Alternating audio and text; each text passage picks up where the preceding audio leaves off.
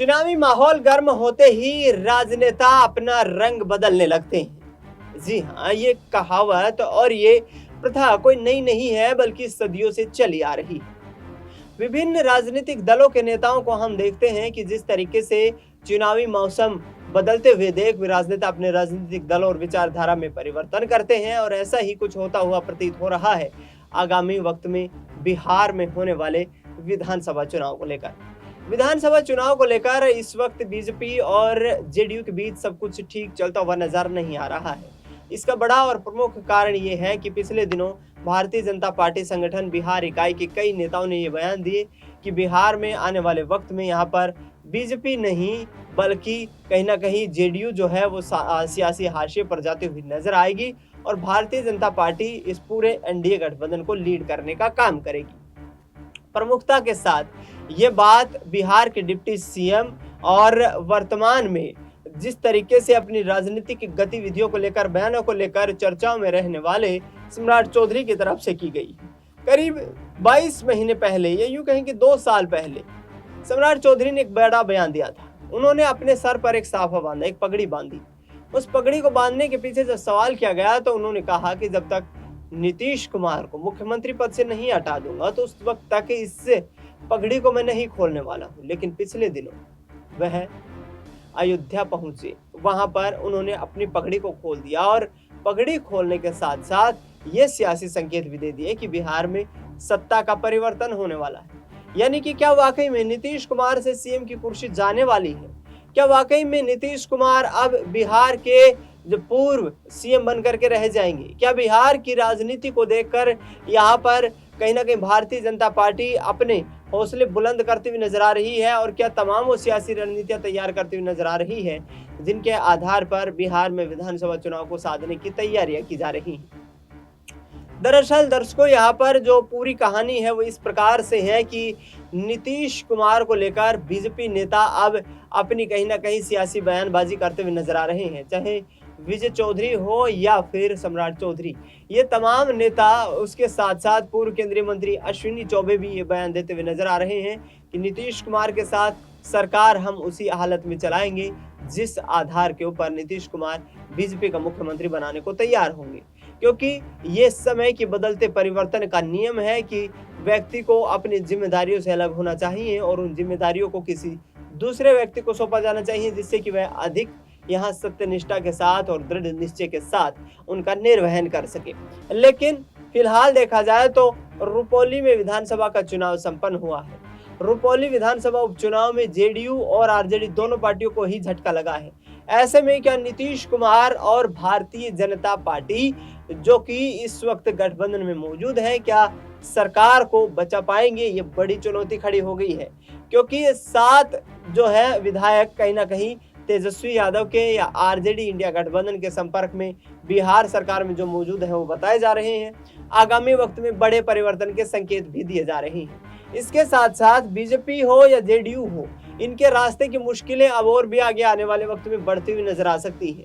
वो इस कदर बढ़ सकती है क्योंकि चिराग पासवान, जो कि लोक जनशक्ति रामविलास पार्टी के यहाँ पर राष्ट्रीय अध्यक्ष हैं, और वर्तमान में देखा जाए तो केंद्र सरकार में केंद्रीय खाद्य प्रसंस्करण मंत्रालय का जिम्मा उनको मिला हुआ है, उसको आधार देखते हुए यहाँ पर कहीं ना कहीं चिराग पासवान जिन 5 लोकसभा सीटों से जीत दर्ज करके आए हैं, वहां पर आने वाली करीब 50 विधानसभा सीटों की मांग करते हुए नजर आ रहे हैं। पिछले दिनों नीतीश कुमार के साथ चिराग पासवान ने पटना आवास पर मुलाकात की। पटना आवास पर मुलाकात करने के बाद ये संकेत मिले कि यहाँ पर चिराग पासवान आगामी विधानसभा चुनाव को लेकर के सक्रिय नजर आ रहे हैं। यानी कि तैयारियां शुरू कर दी गई हैं, और ये तैयारियां किस तरीके से संपन्न हो पाएंगी इस पर तो ज्यादा जो है जानकारी वक्त आने पर ही पता लग पाएगी। लेकिन बड़ा सवाल तो ये खड़ा हो गया है कि आखिरकार क्या वाकई में नीतीश की सत्ता का तख्ता पलट होने जा रहा है? क्या वाकई में नीतीश कुमार को भारतीय जनता पार्टी दरकिनार करती हुई नजर आ रही है?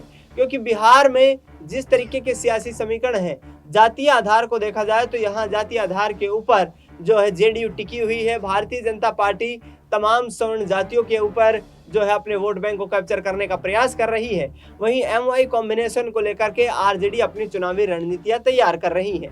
लेकिन नीतीश कुमार जिस तरीके से बिहार की राजनीति के एक ऐसे नेता बनकर के उभरे हैं जिन्होंने पिछले 20 सालों में 9 बार सीएम पद की शपथ ले ली है, और ऐसे में बिहार को आगे बढ़ाने की जिम्मेदारियों की बात नीतीश कुमार जो करते हुए नजर आ रहे हैं, क्या वाकई में उन पर जोर दिया जा रहा है? क्योंकि तेजस्वी यादव यहाँ पर हावी होते नजर आ रहे हैं। जानते हैं कि इस वक्त नीतीश कुमार मुश्किल में नजर आ रहे हैं। 12 सांसद जीतने के साथ साथ यहाँ पर केंद्र में भी अहम भूमिका में है, लेकिन बीजेपी मुश्किलों भरा रास्ता एक नीतीश कुमार के लिए तैयार करना चाहती है, जिससे कि नीतीश कुमार खुद ही उस रास्ते को छोड़ करके दूसरे रास्ते पर चलते हुए नजर आए। आपको बता दें कि लोकसभा के चुनाव में जिस तरीके से नीतीश कुमार की पार्टी ने प्रदर्शन किया वो वाकई बेहतरीन प्रदर्शन था, लेकिन बिहार में 10 सीटों का नुकसान एनडीए जो है गठबंधन उसको होता हुआ नजर आया, क्योंकि एक सीट महज किशनगंज की सीट कांग्रेस पार्टी ने 2019 के लोकसभा चुनाव में जीती थी। उसके बाद इस वक्त वो संख्या बढ़कर 10 तक पहुंच चुकी है। ऐसे में तेजस्वी यादव बिहार में सरकार बनाने के सपने देख रहे हैं, और इन सपनों के आधार के ऊपर देखा जाए तो बिहार की राजनीति अब आगे आने वाले वक्त में बदलती हुई भी नजर आ सकती है, क्योंकि नीतीश कुमार को लेकर तमाम राजनेताओं का ये कहना है कि नीतीश कुमार आगामी वक्त में अपने सियासी रंग जो है और सियासी सुर जो है वो बदलने वाले हैं। ऐसे में बीजेपी के लिए सरकार चलाना कठिन हो सकता है। विधानसभा के चुनाव को लेकर के यहाँ पर नीतीश कुमार ने कई बार ये बयान दिए हैं कि हम सरकार में रहेंगे तो सीएम की कुर्सी पर रहेंगे, वरना सरकार को छोड़ करके किनारे हो जाएंगे। यानी कि वाकई में नीतीश कुमार ने भी कहीं ना कहीं ये ठानने का प्रयास किया है, ये ठान लिया है कि आगामी वक्त में बिहार में बड़ा सियासी परिवर्तन हो सकता है, क्योंकि एनडीए की सरकार बनाने के बावजूद भी नीतीश कुमार को तमाम राजनीति के जानकार ये कहते हुए नजर आ रहे हैं कि वह संतुष्ट नहीं है, क्योंकि पहली चीज तो रेल मंत्रालय का बड़ा ओहदा उनकी तरफ से मांगा गया, और दूसरी चीज ये रही कि नीतीश कुमार प्रधानमंत्री नरेंद्र मोदी की तमाम उन नीतियों की पहले ही विरोध कर चुके हैं, उन नीतियों की यहाँ पर मुखालफत कर चुके हैं जो नीतियां प्रधानमंत्री नरेंद्र मोदी के द्वारा लागू की गई थी। लिहाजा भारतीय जनता पार्टी को आगामी वक्त में बिहार में यहाँ पर कहीं ना कहीं निराशा हाथ लग सकती है, क्योंकि नीतीश कुमार अवश्य जानते थे कि यदि लोकसभा स्तर पर गठबंधन कर लिया जाएगा तो बड़ी सीटें यहाँ से उनके खाते में आ सकती हैं। ऐसे में आगामी वक्त बेहद दिलचस्प रहने वाला है। राजनीति भी किस तरीके से अपने रंग बदलती हुई नजर आएगी ये भी देखने को मिलेगा, और सबसे बड़ी और सबसे सटीक निगाहें जो टिकी हुई हैं वो है नीतीश कुमार के ऊपर, क्योंकि इस वक्त तेजस्वी यादव के सुर नरम पड़ते हुए दिखाई दे रहे हैं, और आगामी वक्त में आने वाले विधानसभा चुनाव में दोनों पार्टियां फिर से एक साथ मिलकर के सरकार बनाने का दावा ठोक सकती हैं। अब देखना ही होगा कि एक तरफ जहां तेजस्वी यादव कहीं ना कहीं आत्मविश्वास से लबरेज नजर आ रहे हैं कि 4 लोकसभा सीटें जीतने के बाद पूर्ण बहुमत की सरकार बिहार विधानसभा में बनाने का काम करेंगे, तो दूसरी तरफ चाचा नीतीश कुमार पर भी नजरें टिकी हुई हैं, क्योंकि नीतीश कुमार न सिर्फ बिहार की राजनीति के किंग बने हुए हैं, लेकिन किंग मेकर की भूमिका में भी वह खुद ही नजर आते हैं। ऐसे में नीतीश कुमार और सम्राट चौधरी के बीच क्या सही ठीक ठाक सब कुछ नहीं चल रहा है, और क्या वाकई में सीएम की कुर्सी को लेकर बीजेपी यहां से लड़ाई लड़ती हुई नजर आएगी? आपका क्या कुछ कहना है इस पूरे मुद्दे पर कमेंट बॉक्स में जरूर बताएं। देश दुनिया की तमाम बड़ी खबरों के लिए आप देखते रहिए SPN 9।